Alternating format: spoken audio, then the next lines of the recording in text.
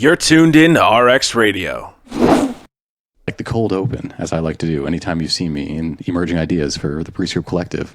Shout out, Prescript Collective. It's the cold open every single time, mid-conversation. But I was not even covering a lab yesterday. I just had my kid with me. Half the time he was like on my shoulders, like entertaining the people that weren't paying attention to RidPath. And it got raised, and it's a good kind of conversation starter for what we were talking about before the camera started regarding continuing education and like not the flaws in it, but kind of the flaws in it, in at least the delivery that a lot of people will presume they can receive continued education nowadays, being like sound bites, social media, more short form content. And one of the people in the lab, they raised a question regarding the Palloff press and how even within one of our other labs, or maybe even in a PSL1 lecture, it was referred to as a trash exercise. And she was like, I can't remember, it was like, I think it was Mac, maybe it was Thayer, and both me and RidPath were like, that was 100% Mac. And she was like, maybe he didn't say it, no, verbatim, that was Mac. Exactly just knowing exactly how each one of us thinks.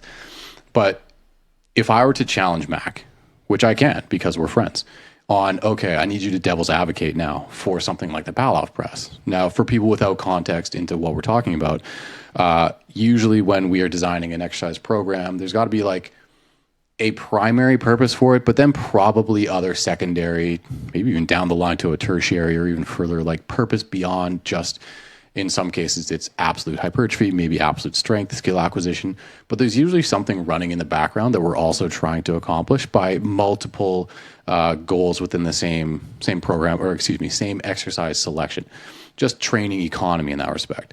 So when someone throws out the idea that the Palloff press is trash, like I guarantee you, if you're running with our circle, we can challenge you to devil's advocate for it. And that's the route we went.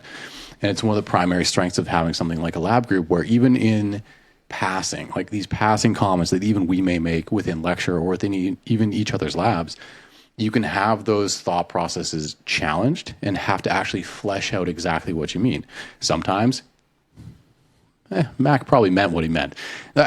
Even as challenged, he would probably defend the Palloff press moving forward, at least in the conversation with me, but then never use it again because he stands by what he says, which I respect. But within the conversation, we were able to flesh out, okay, from say a Gen Pop perspective all the way through to maybe an intermediate Gen Pop perspective.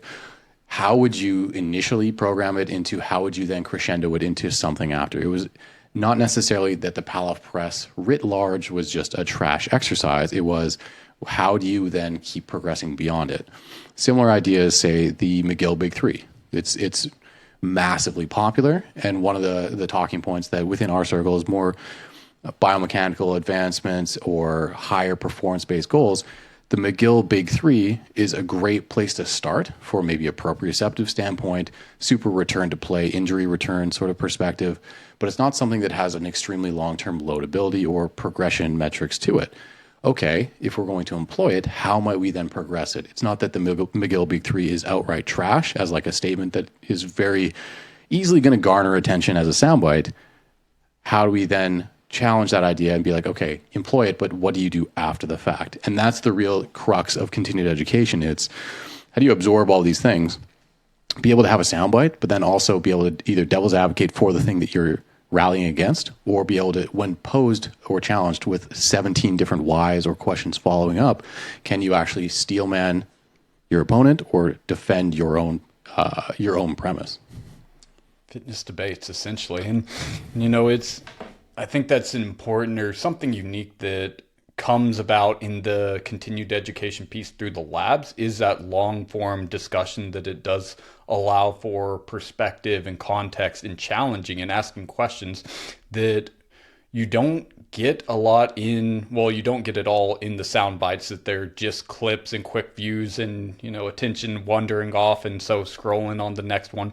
But even in, like a lot of continued education that we'll see, like more traditional continued education through certifications, that it is, it's very kind of like black and white. This is what you use it for. And they don't really have the time to develop around that context or present questions, especially with a lot of platforms moving to that online education offering, that there's not that back and forth. There's not the discussion.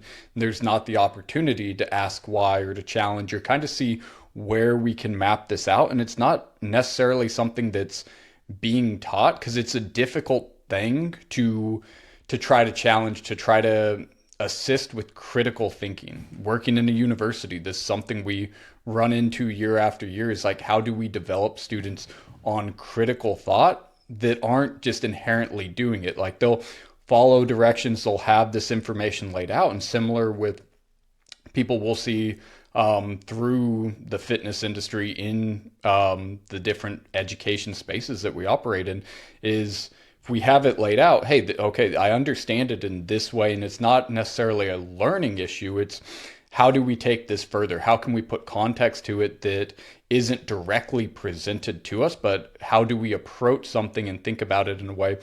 And that's one thing Mac and I have talked a lot about, was the primary benefit, because that's most people's not just their starting point, but their ending point. I understand this exercise in this context, and it's only that context, where continued education should really push an individual to dig deeper and try to understand not just like the exercise as this primary benefit, but getting that secondary benefit, the tertiary benefit. And something, it was, a couple podcasts ago, or maybe a lecture that Shallow did, that really got me thinking more of like, not just primary, secondary, tertiary, but starting to add down that line, what are the consequences of this exercise? And consequence not being a bad thing, but what does this limit into what we can do on the workout that day or the week? And so thinking about the consequence of what's the fatigue that's going to be allocated through the introduction of this exercise? What's the consequence of doing this opposed to this one? What does it look like in the day? What does it look like in the week? What's the consequence of our ability to progress it long term, whether that's reps, sets, load? How are we going to continue this? Or is this something that's limited in its ability, and it's a shorter introduction or lifespan into our programming? So, starting to build out that thought process and having that critical thought to kind of oppose it. And something that I'll often ask students, individuals in these conversations is, when does it work and when doesn't it? Let's try to break the system. Let's try to manipulate it to see where we can implement this, where it's going to be truly beneficial, but where we can put context to it that we shouldn't use this, or that we have better options, so we're not relying on just this one thing that we use over and over and have no path forward on it. Yeah, and that's the thing, as you raise the idea of critical thinking as the sort of centerpiece of real continued education, be it from an academic standpoint that you and I have both experienced, or even now just in the fitness space, trying to generate as many high quality options for continued education, is that critical thinking can't be confined to 2,000 sexy characters on a social media post. And that's an actual fairly, it's not completely one-to-one, but it's a fair comparison to, say, like a weekend course, where there needs to be more of an absolute, if X, then Y, here's your roadmap, here's your directions to get something of value from this experience. That's a very highly important thing to a lot of these courses, or else they wouldn't be able to make the actual course exist from a sales standpoint. And it doesn't mean they're necessarily giving wrong information, giving things that are bad, but it also doesn't fully flesh out the individual moving forward.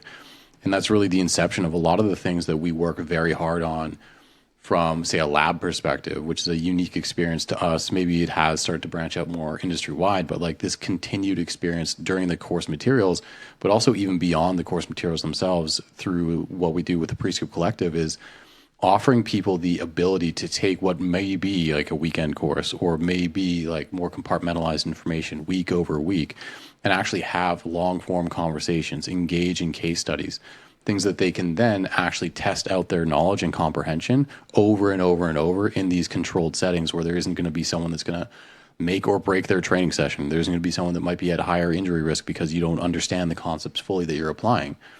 Like, for those that don't realize it, like Thayer and I actually have a pretty shared history within Prescript, where we were both original or fairly early cohort members within PSL1. Eventually becoming more and more involved within the community and generating actual non-prescript off-hour lab experiences, for lack of a better comparison. that kind of caught the attention of the powers that be, and we got kind of looped into the fold because of the value that we were providing. But it was all because we were experiencing the course materials ourselves and realizing I have an academic background, I have a master's degree there as well. Simply hearing the information and even passing tests doesn't necessarily one-to-one correlate with true command over the content or comprehension or practical applicability moving forward. So Thayer, if I recall correctly, created almost what is a lab experience where it was just basically study groups and open like discussion, maybe some Q&A sort of aspects with just people that were in the cohorts. It was just literally of his own volition that eventually caught my attention and brought me in. And then as an offshoot of that, I started doing something that I'm very passionate about, which is technical breakdown of exercise, basically videos for our community, because it is that sort of repeated attempt at applying what you've learned week after week from PSL 1 or other courses in real time with actual movement patterns that you're going to see on the gym floor or with your clients, but in a setting where you can pause, you can zoom, you can enhance, you can see the things you might not be able to see as it's going quickly in the moment, and you can get feedback or advice from your peers that may have seen it more and more. Like, these are the environments that we start to foster and create, and that allows a true actual development moving forward of your capacity to apply the information that you're learning on, say, a weekly course, like a weekly course content perspective. Anybody that hasn't been a part of the Technique Lab, I think, one, the collective as itself is, you're getting way more value than the monthly subscription of it. But the Technique Lab alone, I think, fulfills that cost, because I think that is something very unique where, you know, there's a couple organizations or certifications that might have something on videos, but it's not in the Technique Lab. For people that aren't familiar, it's coaches submitting their own training. Like, they're going and getting it broken down and kind of, you know, being I'm not going to say put on trial, but they're being asked, hey, do you see what's wrong? Do you understand what's going wrong in your own exercise? How would you adjust this? How would you correct it? And like you said, it has the tools of being able to zoom in, be able to focus, be able to rewind and slow things down and really help people see where the breakdowns are and what positions. Not only being able to develop that coach's lens, which outside of practical application of just being in the gym and watching your clients or watching people and, you know, trying to think through, how would I adjust this? How would I fix this? It's a very unique experience. But then I think even more so, like, where that community sense is, it's a group discussion around compensations, execution of the exercise, of how to approach it, what could be implemented, whether that is a cue, whether that's positional awareness, whether that is some preparatory work or different setups to help adjust it. But then you have that person take this community shared perspective, discussion, feedback from several people, take that, apply that, and you can kind of track the progress of this individual week over week, or, you know, a couple weeks, depending on how many submissions there are. But you can see that active application of the information and in real time see how it's adjusting. And I think that's something that we don't get enough of in the industry, and that the Technique Lab allows for, is people can actually see an exercise progressing. They can see that application in action, and hey, this is actually working. This is a strategy that I can use, that I can take and implement. I have the same issue, or I have a client with the same issue. Let me see if this works. And the thing with it is, it's not that, okay, here's the only thing I do now. It's like, hey, this worked for him. Let me see what works and what doesn't for this next person. I might have to adjust here, might have to cue differently, but it's getting those different experiences and opening it up to a community to be able to view that in real time, to develop their coach's lens, to be able to build their confidence. This is another thing you can probably speak to, but just helping coaches build their confidence in being able to say what they're thinking or what they're seeing. I think both of us have probably had this experience, you know, going to workshops or clinics where somebody asks a question, like the whole room's silent. It's like, I'm in a room full of 50 coaches. Like, you guys are supposed to know this. it's not that you lack the knowledge, it's you don't practice the verbiage, or you're never even speaking to somebody to actually like lay out your thoughts because you're so isolated in the gym, or you're not having these conversations frequently enough, that this allows for that developmental piece too that I think goes unlooked sometimes. And as a coach running that, like that's probably rewarding as well, of just being able to, see somebody's confidence grow, that they're able to go from having to call them out and say, hey, you're going to tell me like what you see to the best of your ability, describe it, but see them after reoccurring attendances and like they're coming off mute, they're willing to like identify they're the first one speaking. Like that has to in itself has to be rewarding too, as being somebody that's running that lab. It's actually been a very enriching experience for me, and I'll shout out Coach Baxter. Don't call him Kyle Baxter, call him Coach Baxter, who's been running it with me since the inception. And pretty much you hit the nail on the head regarding, we've seen some incredible, like even transformations, I'll even say that, of people's technique. We've seen return from injury.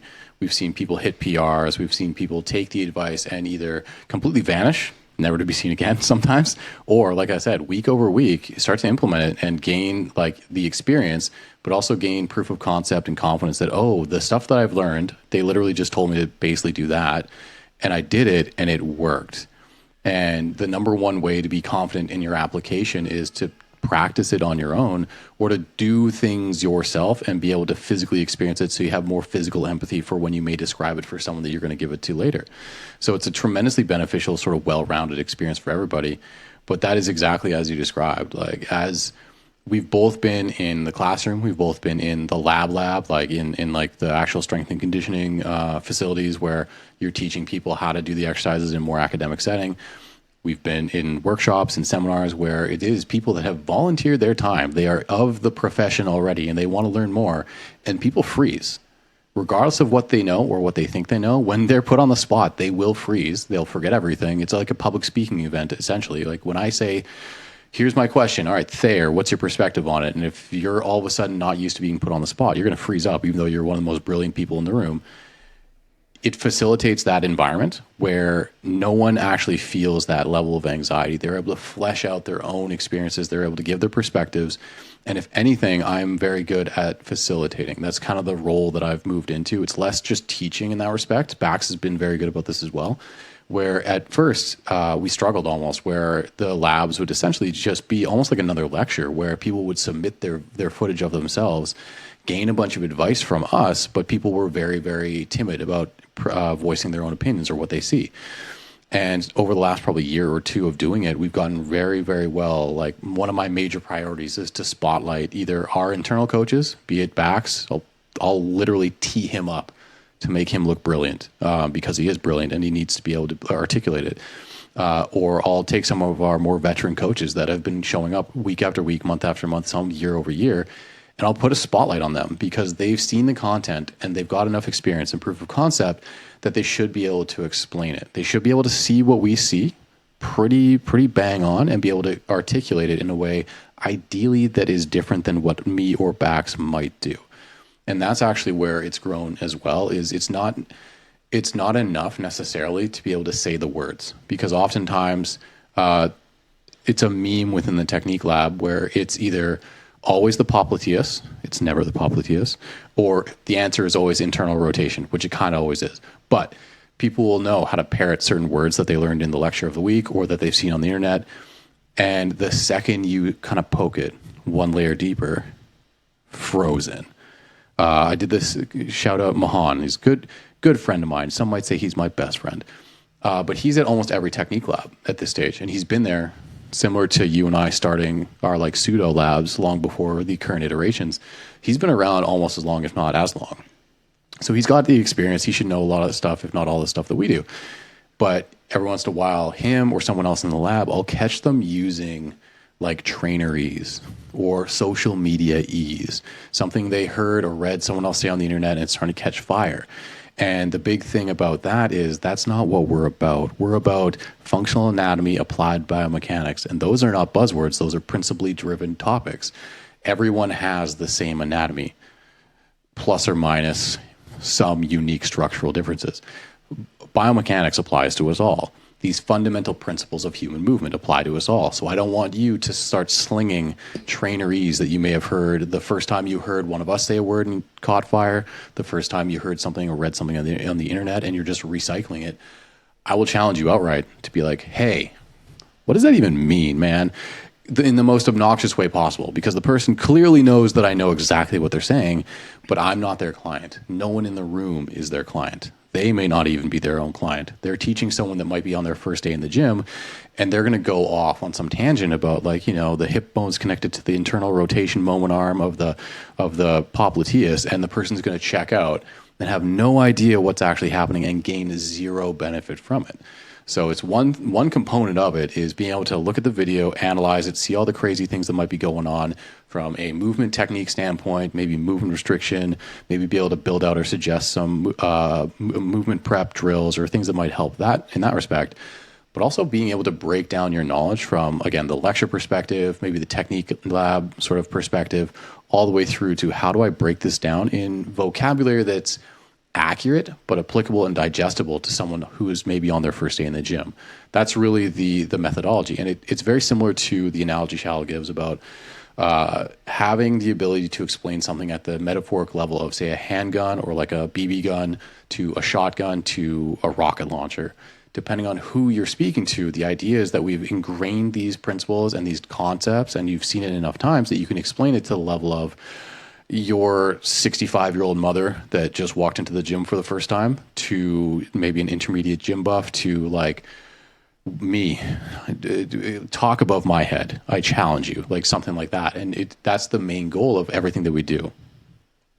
And it's something interesting in that it's a group setting that you're creating individual experiences, and through those challenges that somebody, through whatever pathway of education they've taken, whether it's a formal, whether it's just certification, whether it is like just all hands-on life experience, but you're kind of challenging that development in a way that they might have never received or been exposed to before.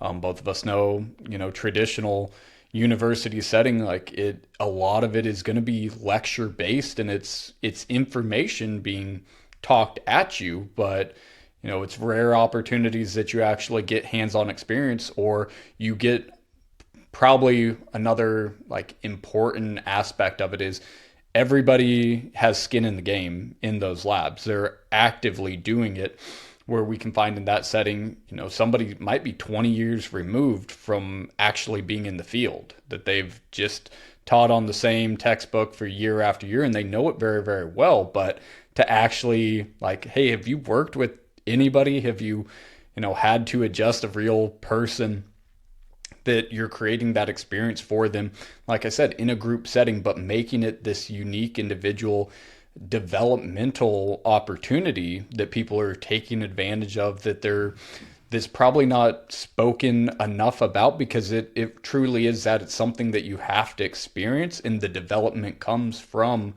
going to it, engaging and being active and getting involved to truly be able to understand the value that can come with that. It's not something that we can just write up, or not something that we can just clip out of this recording and be like, oh, this is it. This is the selling point. It's truly that environment, being around cohorts, developing that network. It's another key piece I think I could identify. I know you've related it a couple times that a lot of this started organically and naturally outside of labs and kind of morphed into what's presented today. I can only imagine the prescript cohorts that are coming into PSL1 now, that have all of this foundation and kind of everything that's built up, in comparison to whenever you and I started. It was it was the Wild West. It was shallow on lectures and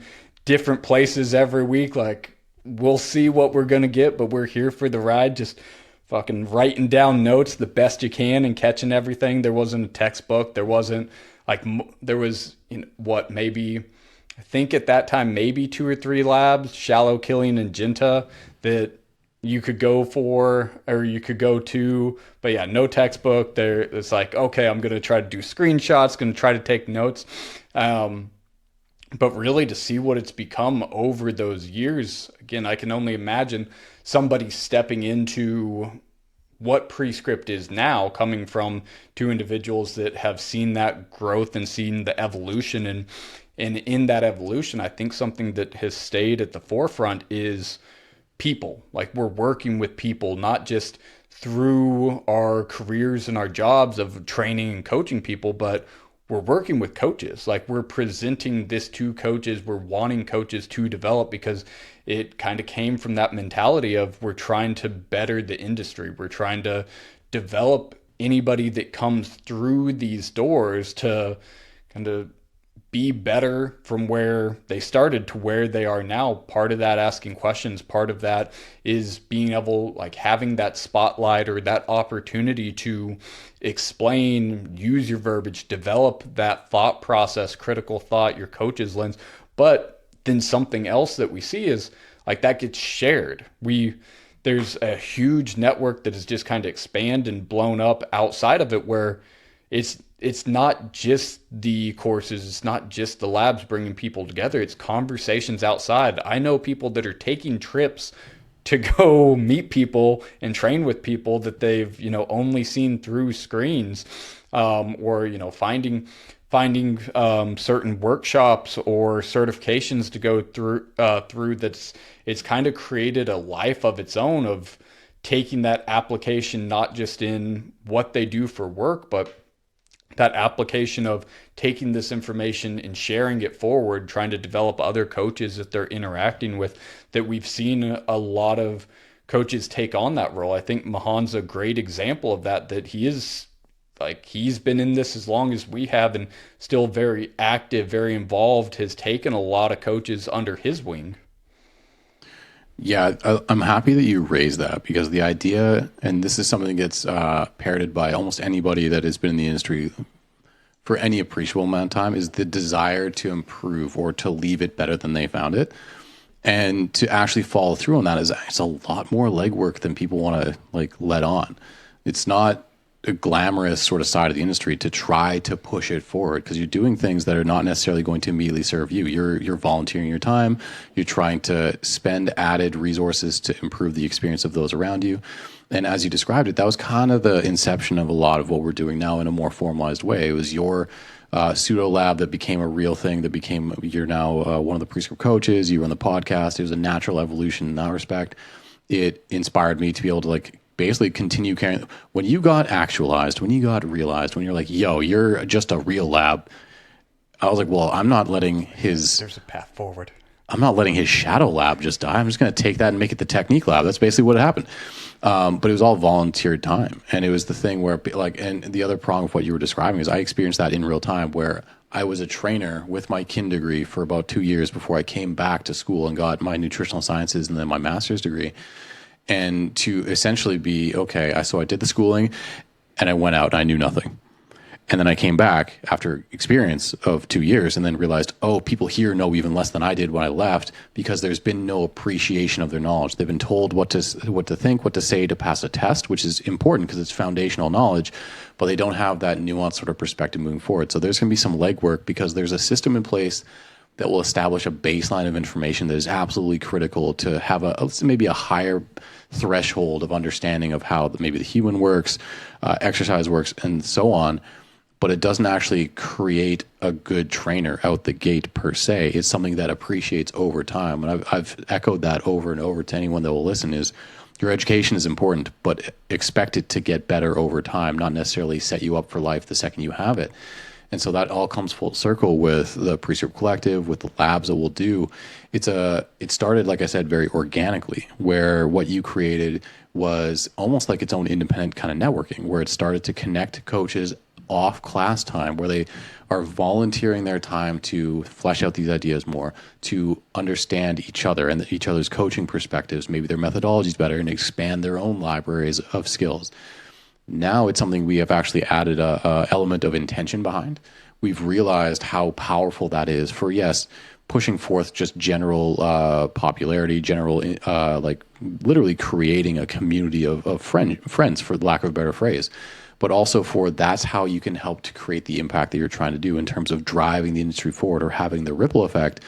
Is let's create a platform that will actually serve as a meta networking hub. So beyond like labs, we have a Discord server that serves as, and it's actually gotten quite expansive as the cohorts and as the collective has grown. But more and more people, the same way we were alluding to in some of the labs, where it would start kind of, here's the question, and crickets, because people are kind of afraid to interact or kind of afraid to speak their mind.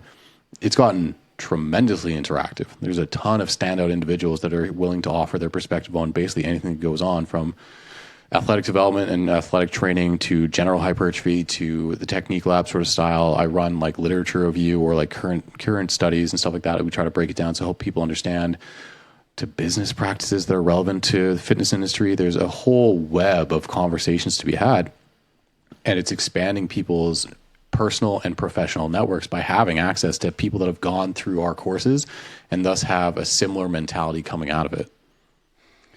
And so one of those I do want to pull from it, because we have focused a lot on the technique lab, but the literature review lab, I think that's another big one that I want to bring up, because it is something in our industry that, if you go through your foundational certification, it's not something that's really discussed. It's like, hey, studies in research being evidence-based is important, but never really talks about like, hey, how do we actually work through this? Maybe in a university setting, or if you went through a thesis path that you kind of developed that. But it's not, you're not really educated on that.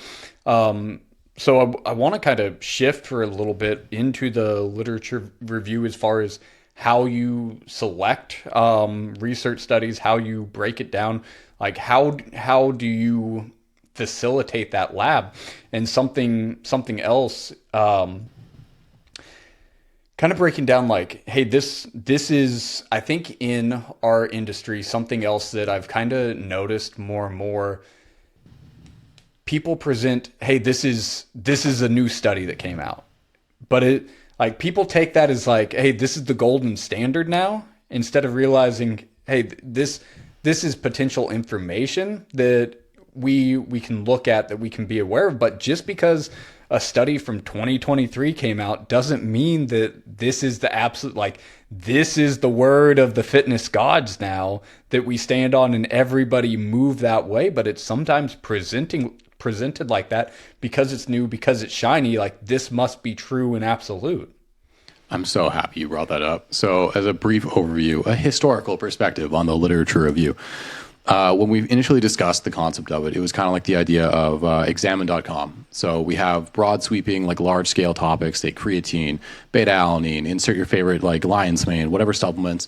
And they'll give like a massive breakdown of the background, active ingredients, its pros, its cons, like is there available evidence that talks about its efficacy, stuff like that. So what the initial literature review was kind of like took that model and applied it to fitness, applied it to things that are more relevant to our collective interests.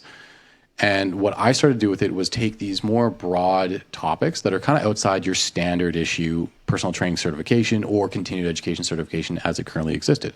So we're talking like, I would do like a full, if you've ever seen an actual literature review on a topic, you basically just dredge through everything that's available in any capacity. And if you're in the academic system, typically you have access to almost everything anyways. So you can literally go PubMed, Google Scholar, and just anywhere else you can get your hands on and be like, type the word hypertrophy, and I want to know literally everything about the topic.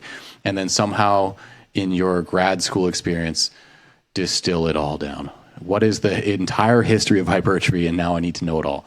Not to that scale, because that's insanity, but something like sports psychology. Let's touch on all the different wings of sports psychology, give the definitions, help people understand, give some evidence behind the efficacy of something like imagery, arousal state, things of those nature. Like that was the absolute, I think the first one I ever did. It expanded to like strength as a training component, hypertrophy, all the way down into supplementation, recovery modalities, these broad sweeping topics where I would loop in as much as I could to give people exposure to these topics and allow them a scientific perspective on what works, what clearly does not, where should you make some decisions around like best practice for certain case uses, stuff like that. That lasted maybe about 2 years. And then you start to run low on like broad topics because they start to overlap. So exactly as you described, the internet likes to internet. The 2,000 word or 2,000 character limit, clickbaity absolutism likes to be like, oh, cool. Hey, here's this new study that may or may not actually be past peer review yet. It's just on basically the social media of research. And to be fair, they post raw data, which you can interpret as you would want, but it hasn't gone through the peer review process. Limitations haven't been like poked necessarily by a committee yet. Stuff like that. It's not a real boy. It's probably going to get there. Don't get me wrong. A lot of the people that do this are like some of the highest academics in the field. So they're probably going to go through it and get it actualized, but it's not there yet, which isn't how science works. It's the same as saying like it was approaching a p-value of insert whatever the limit was. And I'm like, so it didn't, it either did or it did not. There's no approaching. And that's an inside thing for anybody that's gone through a master's degree or higher, and it's super annoying, but I digress. But the lit review now in its current inception has evolved to the point where I kind of try to keep my thumb on the pulse of what, as you referred to, are the iron gods saying is the absolute new way to train based upon this fragment of data that has come out that apparently is supposed to shift all of us into stretch-mediated hypertrophy, lengthened partials. What else has been super hot lately? Regional hypertrophy was all the rage for a while there. And so papers start to come out. All right, let's start to like take whatever's caught fire, whatever topic is really out there right now, really in the zeitgeist and is capturing a lot of interest.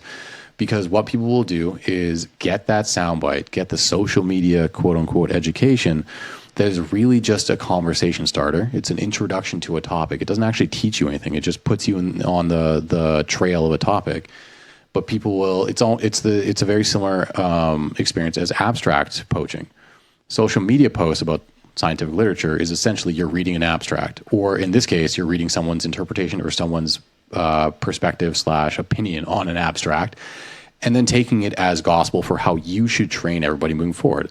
Okay, let's take some of these topics. Let's track down the actual papers. Let's literally present them and then give I will cop to it, my interpretation and my perspective, albeit from an actual master's level trained perspective on how to read literature.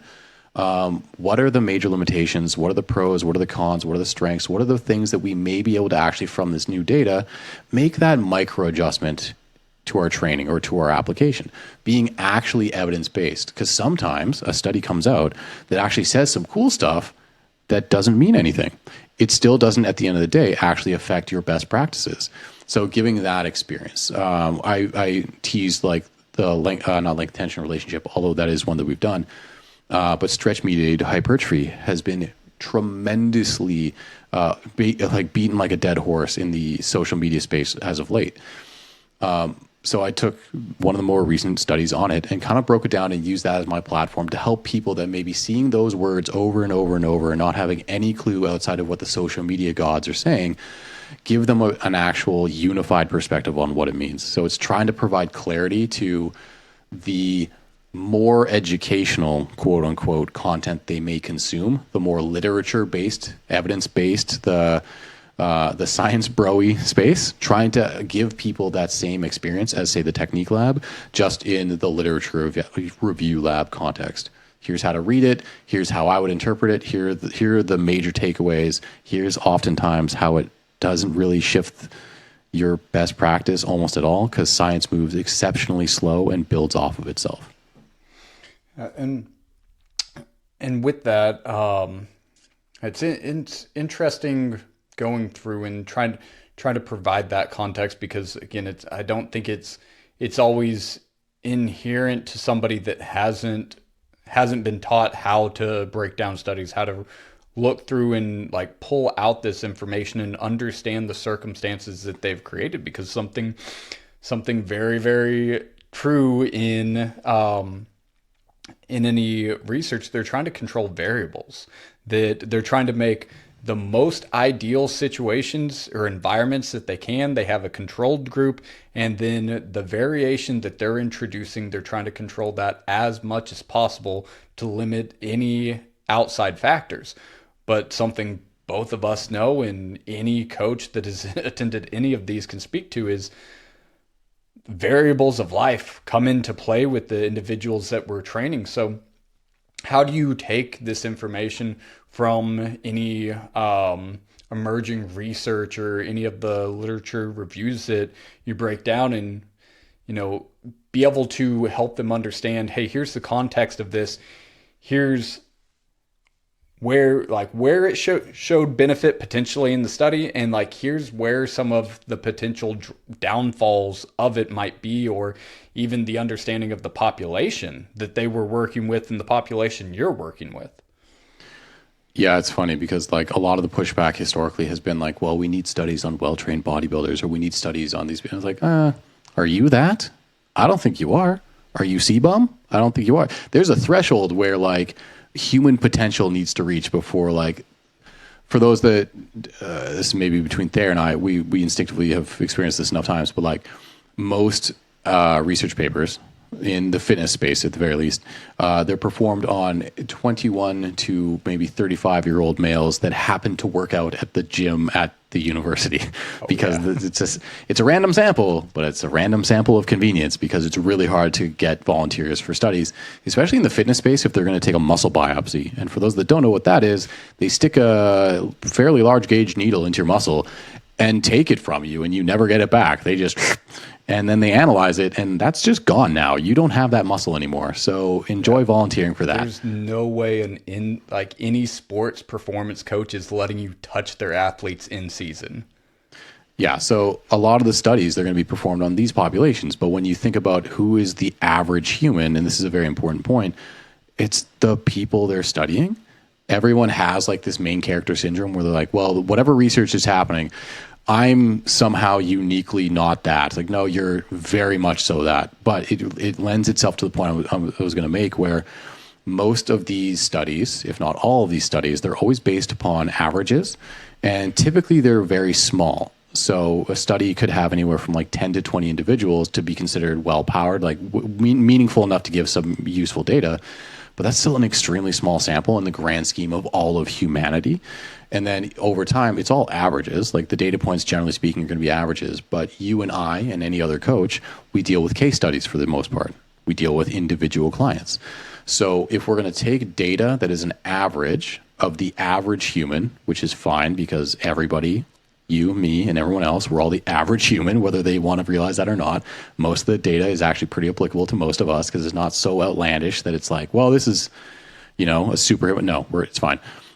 But we're dealing with averages, and we're applying it to a case example, which means if there is some semblance of information that is new, it has to move the needle significantly to actually, or there has to be an overwhelming a number of studies through systematic review and meta-analysis sort of methodologies that shows oh, this is extremely strong evidence. This is something that recurs almost every single time through varying magnitudes, but this is something that's becoming more and more predictive.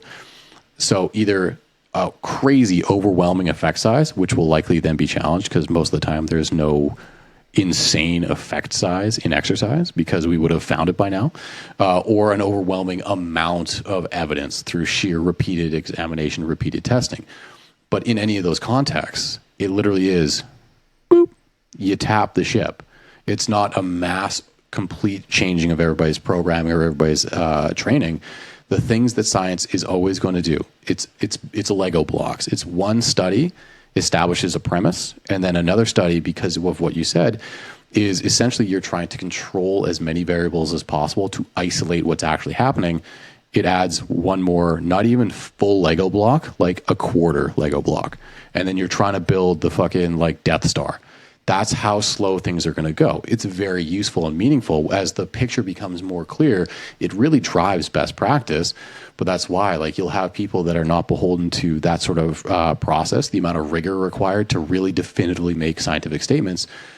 they'll be like, oh, why did this study even need to happen? We already know X. It's like, technically, you know it on a case study basis. And now what the academic society is trying to do is validate it on a more broad human average perspective. So it's very necessary.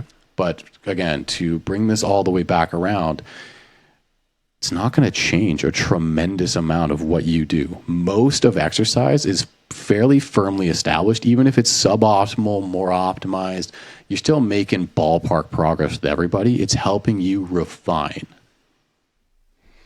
Yeah, I think that's a fantastic point. And understanding the context that is coming out, that whenever on social media, whenever a brand new study is being presented, understand the context at which that's being pulled from. Is the actual study that they're citing, does it even say what they're advertising as, or is it, context to it of, hey, this is their interpretation, this isn't necessarily reflective of the research study, but also just everything that goes into it. What are the controlled aspects? Who was the population? What was the duration? Something I'll kind of transition over to with duration, and something that you've spoke quite a bit about, you've wrote about, and you've studied a lot, is hypertrophy. That being one of the big goals for men, women, pretty much anybody that goes to the gym. Hey, they're wanting to build muscle. They have some type of aesthetic goal in mind, even if it's not the primary driver. But most commonly, what coaches are going to experience is one of the top two goals of the clients they work with is, hey, I want to build muscle. I want to look better. I want to lose weight. In that, I think the timeline or the concept of like the duration that it's actually going to take to make change is lost on a lot of people, because we do see on social media side these transformations. We're not getting the context of, hey, maybe there's some unique supplements that are aiding in this process, or even off the research base. Most of them are going to be in a 6, 8, if they're lucky and they have a lot of funding, 12-week research study to try to show these results. But we both know it takes a long time. It takes consistency. It's understanding what stimulus we're sending, what's the recoverability of that, and how can we repeat that and continue to progress that. So what are some things in the work you've done with clients, in the research you've done, in the coaches you've spoke to, that is maybe overlooked or maybe not done as effectively as they can for coaches when they're trying to get hypertrophy results for their clientele, or if that's a goal that they're trying to help them work towards that maybe they're missing or again, overlooked?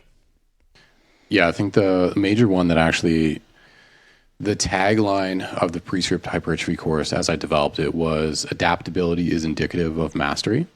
And it's a line that sort of was a through line of the entire course, because everything that I was outlining in that course was designed to help people understand the things that you were speaking to. Okay, what are like maybe the mechanisms of stimulating a response? What are the major pillars of actually seeing your adaptation happen, be it training stimulus, be it recovery? What are some of the things that used to be like more prominent sort of pillars of what we thought was hypertrophy, and how have they been refined since then? Things like that.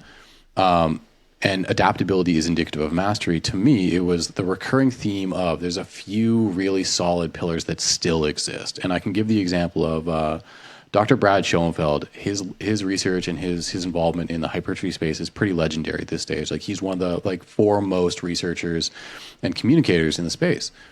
And there's studies that I'll cite that are maybe 10, 15 years old that I'll use as, initially it was a great tent pole to help people understand, and now I'll use it to be like, and this is how we can see the effect of time and how people refine the big rocks of what they really need. So one of the major things that it used to be was the major pillars, the major generators of hypertrophic response: mechanical tension, metabolic stress, and muscle damage. Over the last maybe 15 years, I want to say, it really has come down to mechanical tension is really the actual most focused on, most research-backed driver, like stimulator of a hypertrophic response. Now, metabolic stress kind of lingers there, not necessarily as a direct stimulator, but as a proxy, because the involvement of or the aggregation of metabolic stress kind of affects the cellular environment where it helps to amplify tension experienced by certain fibers. The appearance of metabolites themselves may not directly cause cellular signaling that results in muscle tissue growth, but it helps to generate further tension in fibers because of the additive effect of the metabolic stress on the cellular environment. Ergo, it's still mechanical tension, but metabolic stress is a viable strategy to drive mechanical tension. Cool. That's a lot of words. It basically says mechanical tension is at the root of this. Metabolic stress using slightly higher repetition counts with slightly lower rest can be a tool that you use to create the environment of tension. Muscle damage. And we kind of figured out that that's not great. Like there's going to be some that's unavoidable consequence of doing anything, but it used to be we need to tear down muscles and build them back up. And then there's an elegant series of studies that showed, mostly you have to repair all the damage before you can see a net accrual of new tissue, which is the major goal of hypertrophy, is build the new things. So maybe let's not beat the shit out of a muscle until it's so damaged and so on and so forth. So adaptability being indicative of mastery. We have mechanical tension as a major driver. All these different strategies we can employ for the average person. The hand-in-hand sort of through line of research has been if you get close to failure, which is a proxy for high degrees of mechanical tension, chances are you'll see through research-backed studies a similar result in actual hypertrophy outcomes. So what we do, what everyone needs to focus on for the most part, and then just everybody relax, set the trajectory and go. You need to get close to failure on most of your sets. Doesn't have to be absolute failure, but definitely close to make sure you're guaranteeing as much tension as you can. And it needs to be for a long enough period of time with consistent enough weekly training such that you're going to allow your body to truly recover over and over and over. So mechanical tension through whatever means, adaptability could be different. Ideally, you're going to use the same machine or the same exercise or the same whatever long enough to acquire the skill to be super efficient at it. But doesn't even necessarily need to be that, as long as you can gain the adequate amount of tension in that area. A good example of this is, you've been tired before. You've gone into a gym and been like, I'm supposed to, leg press or hack squat or pendulum or squat for sets of 6 to 8. Nah, dog. I will die, especially in the more internally stabilized devices like an actual squat or even a hack squat in certain respects. You just don't have that level of neurological coordination or even psychological will to do that. But you can still get close to failure going with a set of maybe 10 to 12 to even 15 on certain exercises that will at least maintain the course moving forward. So being fluid in which direction you go to generate your tension. Those are the major things that I would have people focus on. Absolute proximity to failure, consistency of the applied actual stimulus, and everybody chill. As best as you can, have the similar training program moving forward for as long as you can. Eat, sleep, and grow muscle. I don't think we can break it down more simply than that. And I think that might be kind of a good stopping point for us to go to. Is there anything else that you want to share to the people? To the people. To give kind of like a rapid overview, like the too long didn't listen version of what the Prescript Collective actually is, because it has existed, I think, for about 3 years now, maybe longer. I'm not even sure at this stage because life is a blur for me, but it's continued education. Prescript as a whole is a continued education company for the fitness space. The Prescript Collective is continued education for that continued education. If you take a course with us during the duration of the course, you'll be grandfathered in free of charge into the Prescript Collective for that duration of time. You'll gain access to what we have, all the things we have to offer through the collective, being a Discord server to interact with your course cohorts, as well as anyone else that is occupying any of the universal channels, such as Technique Lab, Lit Review Lab, and so on and so forth. So you'll be able to interact with a network of coaches that have basically taken courses and stayed with us. You'll gain access to weekly technique labs that you can submit your own training footage for, have it broken down, get advice, improve your training, and then be able to actually learn how to apply the course content that you've been getting week over week. We now have the Athletic Development Lab, which is a similar experience with Coach Nick Ridpath. And intermittently, I think Killian Hamilton is finally being able to make his way back based on his work schedule. But though at least Nick, if not both of them, will be able to be fielding more sports-specific topical discussions in that respect. So for those that think if you've got a CSCS or you're in that kind of brain space, you work in the collegiate space with actual athletes or sports and things of that nature. The Lit Review and Lit Review Lab that we spoke to. So you get bi-weekly release or bi-weekly, every 2 week releases, whatever I'm trying to say. Week 1 would be an actual physical copy of the Lit Review, so the paper we would discuss, and then my perspectives. 2 weeks later, we would run the lab for Q&A. And I believe that about covers it, I want to say. So that would be the actual for next to $0 a month. And emerging ideas. Oh, shit. Honestly, we spoke a lot about the labs, but Emerging Ideas has been kind of the flagship of the entire experience. Emerging Ideas, similar to the Lit Review, is every 2 weeks you'll receive a new content of, call it a lecture, call it a podcast style, call it an interview, call it whatever, of either a community member, someone within the fitness space more broadly, or one of our staffers. Thayer's done one, Mac has done a couple, I believe. Killian, myself, periodically we will release our own what would be considered an emerging idea, or at least our perspective in an area of expertise that isn't spoken about nearly as much maybe within our course content or on the internet more broadly. So I just recorded one with a second one with Corey Hagman, which will come out probably in a few months, and is specifically overviewing, say, the evolving nature of bodybuilding criteria, like judging criteria specific to female bodybuilding. So we're going from bikini to wellness to figure all the way through. But it's topics like that, things that you're going to touch on most likely in your career that you may not have much experience with.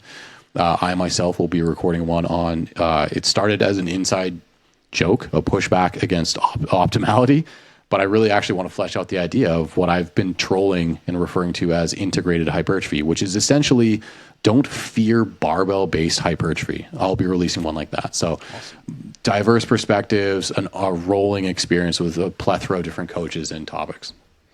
Yeah, ton of value, ton of exclusive content through that platform. And anyone listening to this, you get dedicated time with Eric. You get to ask your questions. You get to learn from him. You get to hear him say words. So can't recommend it enough. Eric, I appreciate you jumping on the podcast today. Yeah, fantastic. We'll kind of close it out there. Right on, man. Thanks so much for everybody tuning in. Give me your ears.